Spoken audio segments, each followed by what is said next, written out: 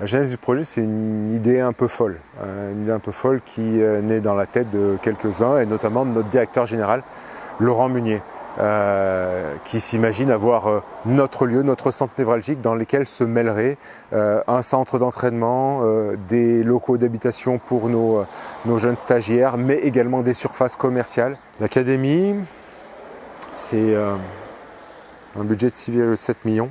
Des installations comme celle dont on bénéficie, il n'en existe nulle part ailleurs en France, en tout cas dans notre milieu qui est le milieu du handball.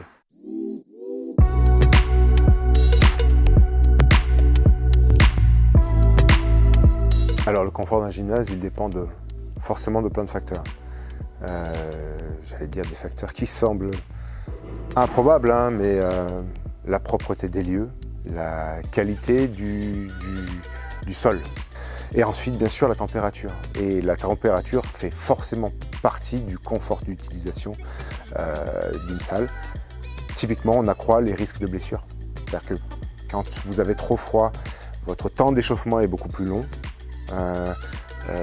Et quand vous avez trop chaud, la déperdition en eau est très très importante. Et la déshydratation peut forcément mener à un risque de blessure supérieur.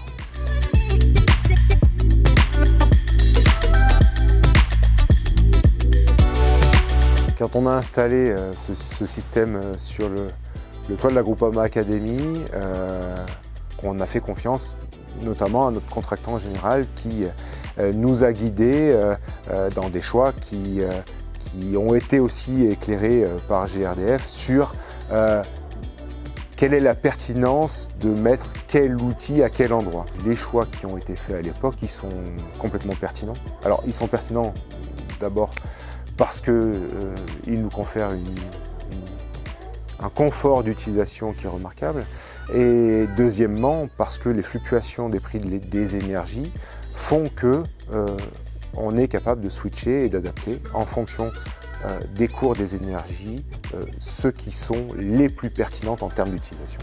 Chez ETT, quand on parle de rooftop hybride, on parle de l'association entre une pompe à chaleur réversible avec un ou plusieurs modules de chaudière gaz à condensation au sein même d'une machine. L'argument majeur de cette machine, c'est de pouvoir obtenir un mix énergie nous permettant de pouvoir basculer entre le gaz et l'électricité en fonction du COP, de la température extérieure ou du prix des énergies.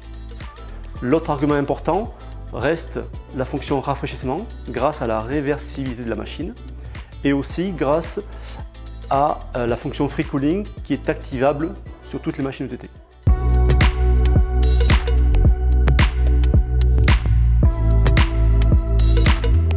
Alors j'allais dire que je ne suis pas forcément le mieux placé pour répondre à cette question parce que je ne suis pas un utilisateur aussi assidu que les garçons qui sont derrière moi. Quand on est en gestion d'une structure comme celle-là, quand ça se passe très bien, vous n'avez jamais aucune remontée. Vous n'avez que des questions quand ça se passe mal. Et là pour le moment on n'a jamais eu aucune remontée. Donc ça veut dire que tout se passe très bien.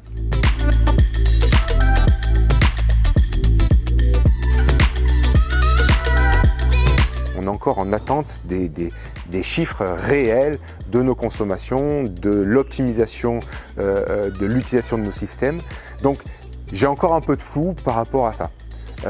Pour autant, ce que je peux vous dire, c'est que les jeunes, quand ils viennent s'entraîner ici, ils sont mieux que dans toutes les structures que la municipalité de Chambéry peut mettre à notre disposition.